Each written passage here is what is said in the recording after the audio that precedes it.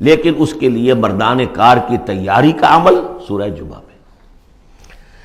بسم اللہ الرحمن الرحیم، یسبح للہ ما فی السماوات وما فی الارض الملک القدوس العزیز الحکیم، هو الذی بعث فی الامیین رسولا منہم یتلو علیہم آیاتہ ویزکیہم ویعلمہم الکتاب والحکمہ۔ اب دیکھیے آپ، جیسے وہ آیت 3 دفعہ آ چکی تھی، یہ چوتھی مرتبہ آ رہی ہے۔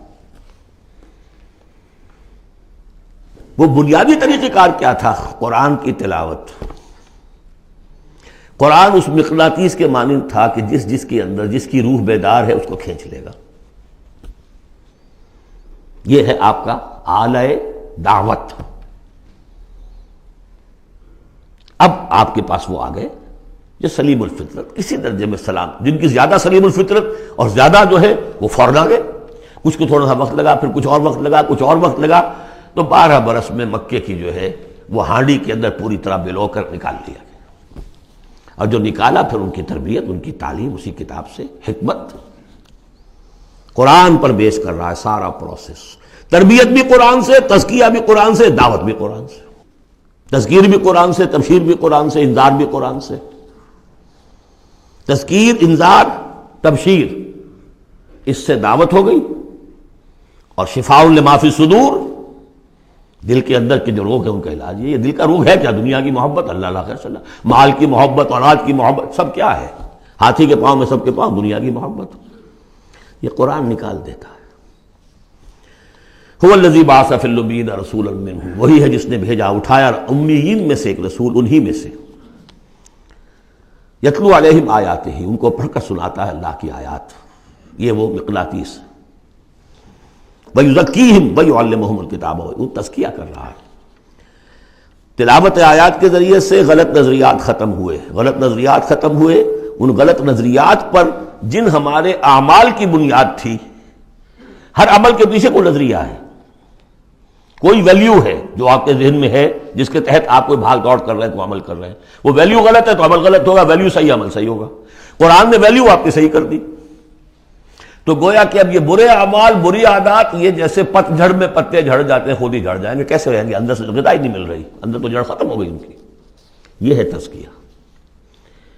اور پھر تعلیم کتاب و حکمت، اب انہیں سکھاؤ، احکام دو، اور بڑی گہری بصیرت والی باتیں بھی سکھاؤ۔ وہ سب کے لیے نہیں ہے، اس کو وہ کہتے ہیں جیسے کہ ہمارے ہاں عربی مدارس میں بھی اب ہے شعبہ تخصص، فارغ التحصیل تو تم ہو گئے، اب تخصص کرو۔ یہ اصل میں تعلیم حکمت جو ہے، یہ محمد الرسول اللہ کی تعلیم کا اور تربیت کا شعبہ تخصص ہے، یہ سب کے بس کا روگ نہیں۔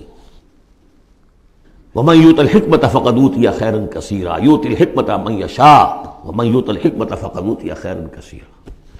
یہ اللہ تعالیٰ کسی کسی کو صلاحیت دیتا ہے۔ وَإِن كَانُوا مِن قَبْلُ لَفِي ضَلَالٍ مُبِينٍ، اور یقیناً اس سے پہلے تو وہ کھلی گمراہی میں تھے۔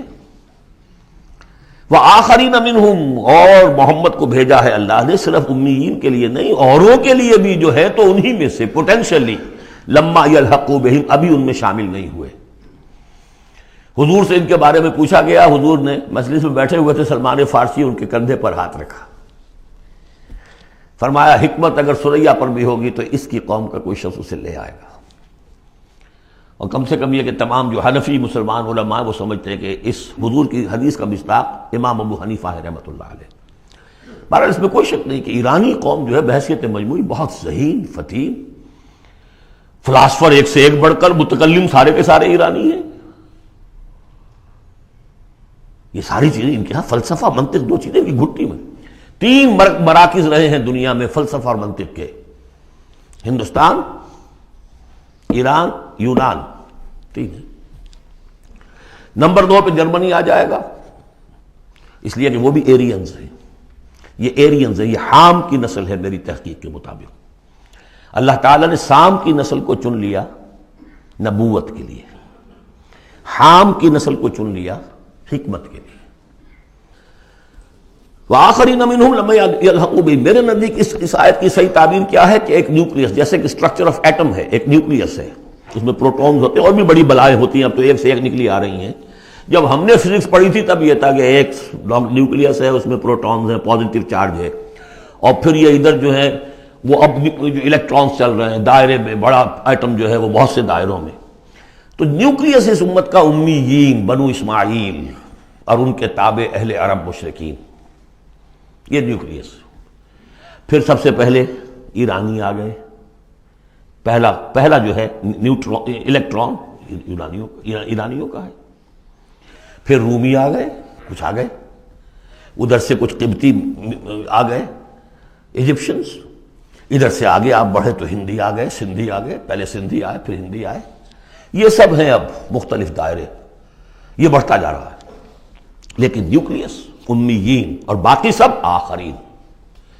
امیین میں سے چونکہ خود حضور تھے لہذا ان پر اتمام حجت آخری درجے میں ہو گئی، لہذا ان کے لیے کوئی رعایت نہیں تھی، اگر ایمان نہیں لائیں گے تو قتل کر دیے جائیں. یہ سورہ توبہ میں ہم پڑھ چکے.